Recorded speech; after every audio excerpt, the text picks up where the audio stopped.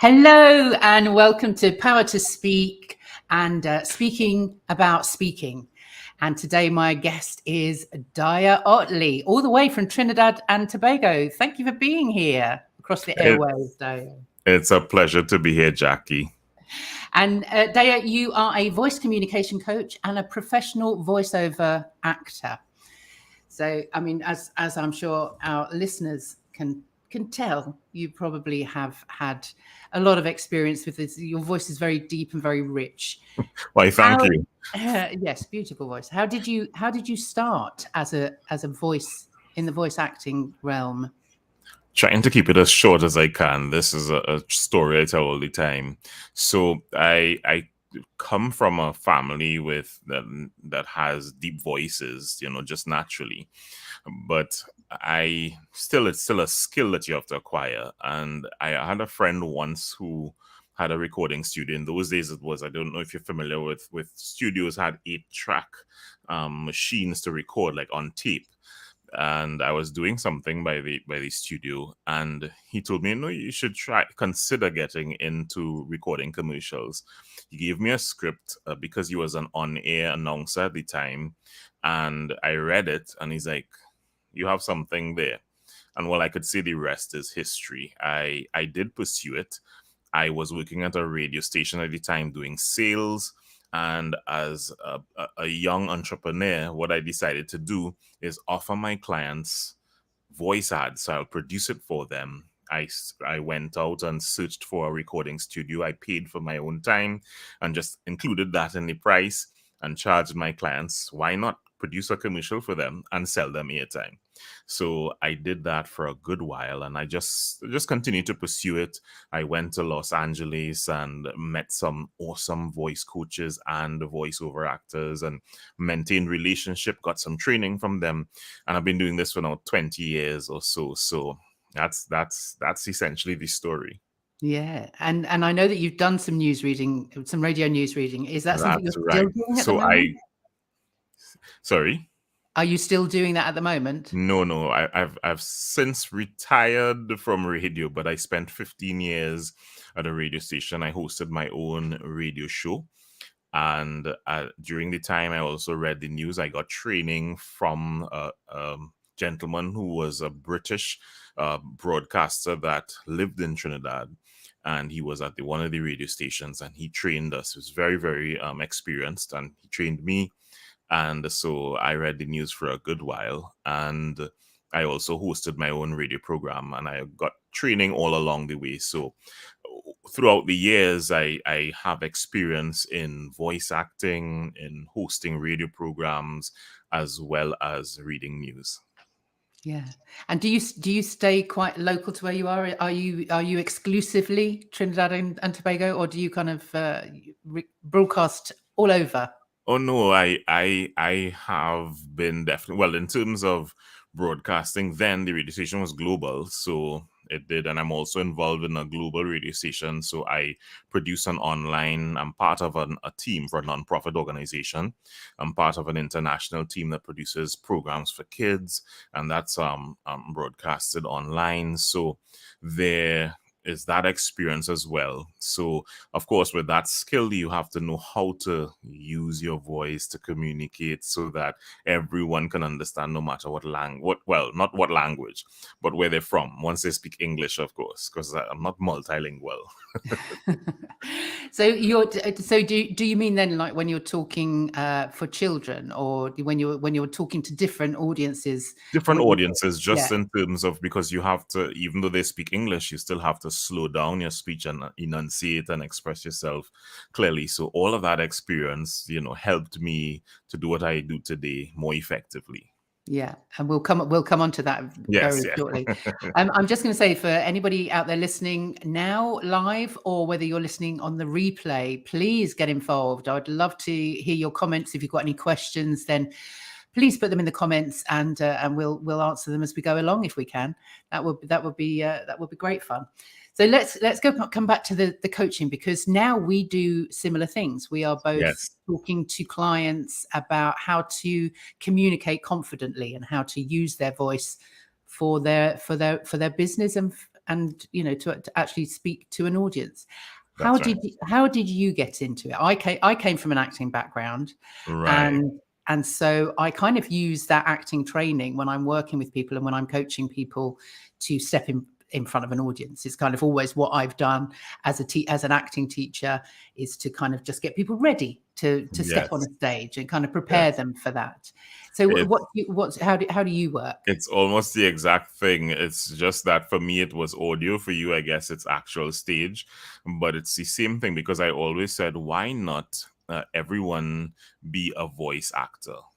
Because inside of there you have to know how the technique to use, because if you're selling or promoting a product, you have to sound believable. And I'm sure it's the same with, well, I'm sure, I know it's the same with acting. Your character has to be convincing, has to be believable.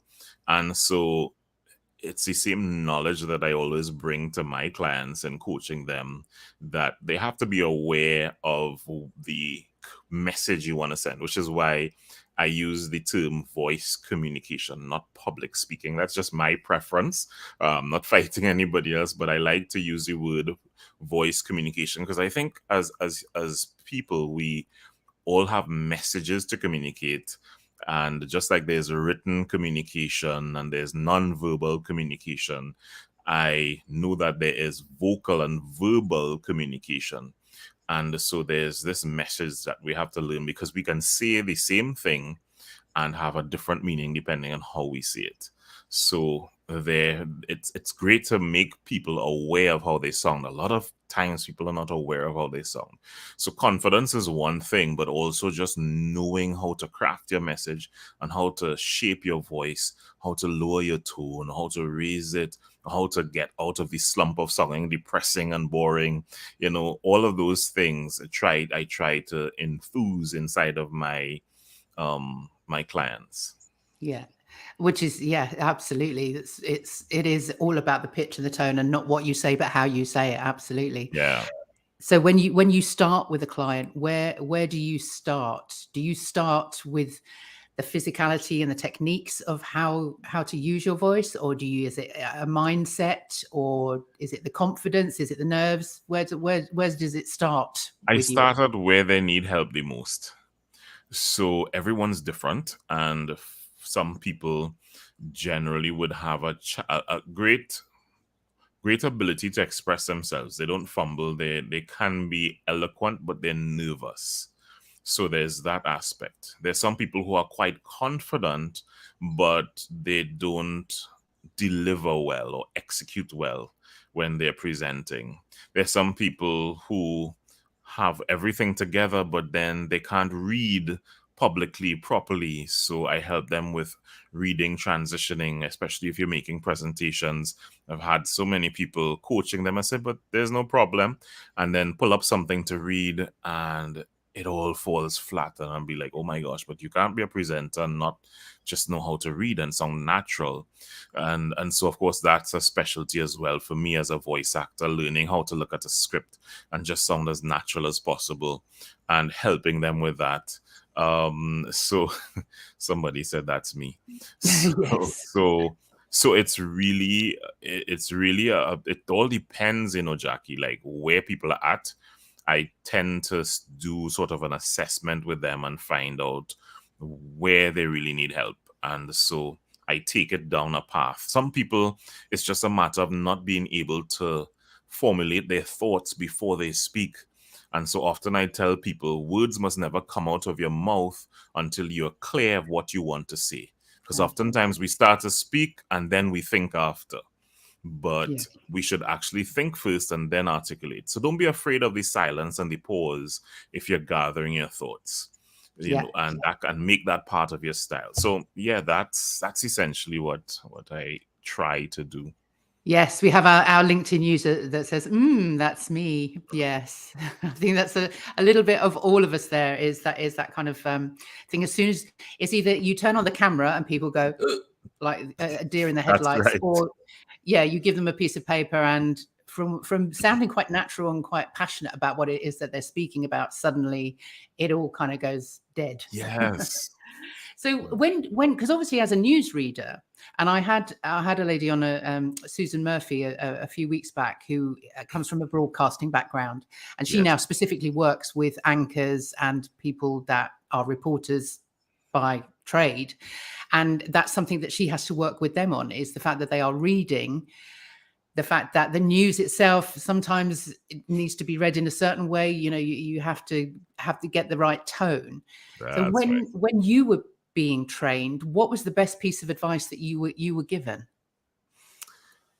The best piece of advice was to deliver the facts. Don't inject it with emotion. So you may want to say something like, today at 5 p.m., a man was shot on the side of the road while crossing the street to pick up his groceries. You don't want to say, today at 5 p.m., a man was crossing the street to pick up his groceries. So you don't want to inject it with any kind of extreme emotion. You don't want to break down something very sad if, a 7-year-old child was shot down in cold blood. Yes, you put a little bit of empathy, but you might be totally horrified, but you don't want to give that away.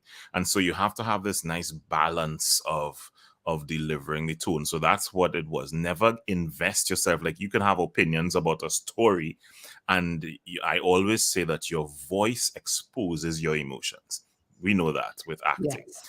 And so there's a learning how to control those emotions and feelings and separate that from how we deliver with our voice. Yeah. Because if it is, we allow our feelings in the moment to come out, and the skill is learning how to speak and divorce your emotions in the moment from actually how you deliver. So you actually have to mask that. And I know that's something with stage acting. They talk about you had a flat tire, all kinds of things happen, and then you have to go on stage and deliver your character, and no one must know you're flustered. It's the same technique and principle that I share with my clients. Yeah. I mean, I've had it the other way around as an actor, having to read something and the emotion almost getting too much is then kind of holding it back, because, even if you're being emotive on stage and you actually do have a very sad piece, you still need to get the words out. You still need to deliver the story. And so it's a really fine balance of really controlling that. And I find that, your breath and concentration and focus is really important there. Yeah. Yes. We've got a question here from Mark. I don't know if you know Mark Masters. Mark says, what is the best way to control the silence so we're in charge and not think we have to rush? So I think that comes back to how you use those pauses and not being frightened of the silence. That's right. And I think controlling the silence really has to be strategic. So the silence should not be a silence where you're actually thinking, but it should be intentional and it should be deliberate. So if I'm speaking with you and I'm talking and I'm thinking about the next thing I want to say, I should pause and think about what I want to say at the right times, because what it will come out sounding like would be me trying to put my thoughts together. You realize I would be pausing all through my sentence. But what you want to do is think ahead and deliver what you want to say, or what you thought of. Make your pause at the right time. And it actually makes you look a little more intelligent when you pause at a certain time and then you continue deliberating. So I think the nervousness and the fear comes in when we are afraid of the silence. Be okay, embrace the silence and gather your thoughts. It's okay. And then as time goes on and we continue to practice, literally I have this method, Jackie, called the GAS method, which is gather, arrange, speak. And I tell people that should help us remember. We gather our thoughts first, and then we choose in our minds which one we want to speak first, and then we speak. So it's a GAS method. It actually gives us fuel to deliver effectively. So I think we do get more in charge and in control if we deliberately choose where we want to pause and how we want to pause. Yeah. I think pauses can be very powerful too. And I think it's a pause gives the audience a chance to really catch up with what it is that you're saying, and for whatever point it is that you're making. If you're making a presentation, it gives it time for that point that you're making to land with the audience and for them to take in. So we should never be frightened of those pauses. And quite often I will say to the guys that I'm working with is, when you are practicing at home, go really slowly. Practice and practice slower than feels unnatural, because when you get in front of an audience, you automatically speed up, and so you end up rushing through it, and then your brain doesn't have a chance to catch up with your mouth, let alone the audience then catching up with you. So when you're practicing at home, if you take your time, be really slow and measured, so that it feels unnatural. When you get on the stage, you'll be surprised. It will come out. That's right. I tell people, Jackie, that, try every day, like have a family member or somebody put on, a timer, or put on a timer for 30 minutes and tell them, spot you, see if it is you have any filler words, or when you're just having a normal conversation, because that's the best place to practice. When you're most comfortable with friends and family, just have someone spot you, let them listen to you and say, okay, yeah, you were fumbling, or you weren't as smooth as you needed to be. So when you're having a normal, ordinary conversation that you haven't planned, that's right. That's right. Not planned. Yes. Oh dear, yeah. that could cause some family arguments, couldn't it? Somebody goes, oh, you said oh, you ummed there. Yeah, I've got friends and family that do that without me even asking. We got another question here, look, from our LinkedIn user. How can we improve our voices if we don't have ones like yours and Daya and Jackie? Oh, thank you. So how can we improve? That's a loaded question. Yeah. Whether that's the tone or the pitch or to do with the resonance. Correct. I mean, and Jackie, so people come and like they approach me. I'm sure you have this experience. I don't like how I sound. They get that all the time. I want to change my voice. For me, I tell people, you don't need to change your voice. Your voice is your unique voice. So yes, okay, we may have certain timbers in our voice and our tone, but the thing is really how to use it. And I think a lot, if with my voice, if I was talking like this and I didn't really know how to express myself, I don't think you'll say, hey, nice voice, Daya. So I think the big thing is how you deliver and how you express yourself. And so don't be confused with their tone and thinking, well, I don't have a nice voice. I think really it's about the execution and how we pronounce our words, how we form our words. So that is a big thing. Yeah. I think as well, it's just not being afraid of showing your personality in your voice. That's right. And so you can really, people get to know you through your voice. As you say, it's like a fingerprint, isn't it? But it gives away all of our secrets. You can't hide anything in your voice. That's right. But what I've found over the years of just doing this work, standing in front of classes day after day, teaching pyramid breathing and diaphragmatic breathing and talking out loud, is that over the years, I know that my voice has dropped. I know that it has a deeper sort of resonance. And that really is just through use and standing in front of an audience constantly, be it a class, be it, whoever it might be, and going through the exercises. And this is why I say to people, every time they come into a session with me, we need to do a warm up. We will warm up our voices. We will practice that breathing, because the more you do it, the more the richness you can that kind of tonality and timbre that you get in your voice comes with that use, because all of those, everything that we use for breathing to support our voices is a muscle. So from the abdominals to the intercostal muscles, the diaphragm, even your vocal cords. So they just need constant working out. And the more you do that, the richer your voice becomes. That's right.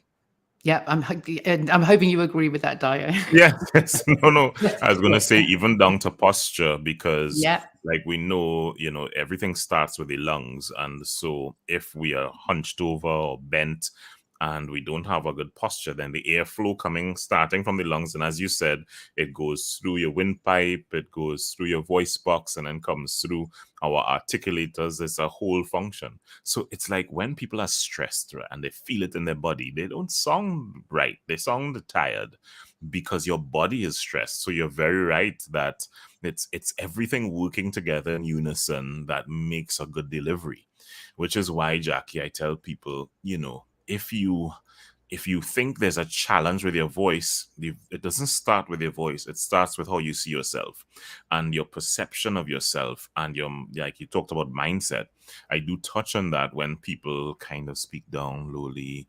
And it's not about voice, but it's about how they see themselves. And there's a great breakthrough when people they've been told from childhood, be quiet, you're talking too much, or everyone in their family is very loud and they never got a chance to speak. And so there are all kinds of different circumstances that would cause people to cower and to speak softly and into themselves. And when they recognize now as adults, they still are doing that, but all they have to do is uncap that potential and recognize, hey, I can speak up and release my mind or free my mind from that perception I have of myself that I need to speak softly. There's amazing breakthrough when you get people to exercise their diaphragm and breathe and bellow out the loudest note or song that they've ever heard before, and they think when they speak hello like that, they think they're shouting. But it's just yes. No, we can dig deeper than that, and I love that too. I've worked with people that have said, no, I can't possibly use that voice. I was never allowed to use that voice. I said, no, let it go, just let it go, because as you say, we grow up with perceptions of how we should behave, how we are allowed to behave, and we bring that into adulthood, and it doesn't serve us a lot of the time as adults, the way that we were taught to speak as children. And we just a lot of what I do, I think, is just giving people permission. It's to say to them, it's okay. Mm-hmm. It's all right. You can be heard. You can speak up. That's right. That's if there's any other questions, if you're listening on the replay, then please send us your questions or make comments, and we will come back to you, because it's great to have this interaction. Daya, I'd love to ask you, what do you think makes a good speaker? What makes a good speaker good and a bad speaker suck? A good speaker, I think, is one who is most comfortable with themselves. I will start there. It doesn't matter the accent you have, where you're from. You see, if you're comfortable with yourself and you are very intentional in delivering your message clearly. I'll say that again, being very intentional in delivering your message clearly. So that to me is very key. That just being yourself. You see a lot of, and again, my thing with public speaking training is there are certain tools and rules that you have when speaking on a stage.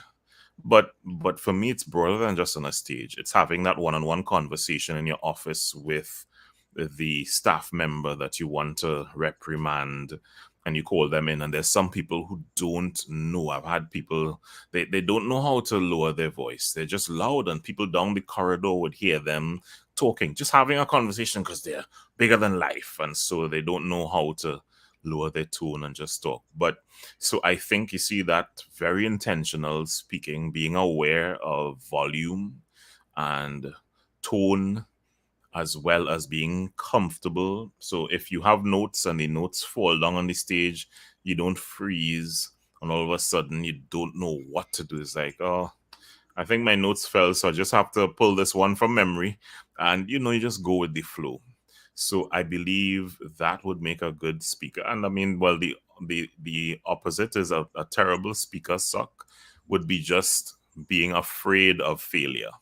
That fear of failure is the thing that would make, a terrible speaker suck. Because I've seen so many people, they may not be perfect, Jackie. They are not very perfect and smooth on stage, but they embrace the moment. The smallest of people command a room. I like to call it own the room. People effortlessly walk through a room. You suddenly, if they have a lisp or a stutter, that disappears because they are so comfortable in their own skin and walking around. They will walk down the audience, look at people in their eye, just be yourself and embrace the moment, and that will make you an excellent speaker. Yeah, absolutely agree with that. We've got a question here again that I think links into that, which is it okay to show vulnerability on stage, or will the audience react badly to that? Absolutely not. And I think that I think that comes back to what you were just saying there, is that if you can you feel comfortable in your own skin, you take ownership of your story and who you are and how you got there, then actually everything else, the physicality of voice, as you say, the lisps, all of those kind of fall away, because you can kind of do that. What do you think about showing vulnerability on stage? No, I totally agree with you that it is definitely important. I mean, it depends. Now, vulnerability could mean so many things. So if you are talking and you are uncontrollable in crying and sharing, and you can't get out a word like you shared earlier, you certainly have to have that balance to, even though it's an emotional moment, people still need to hear you.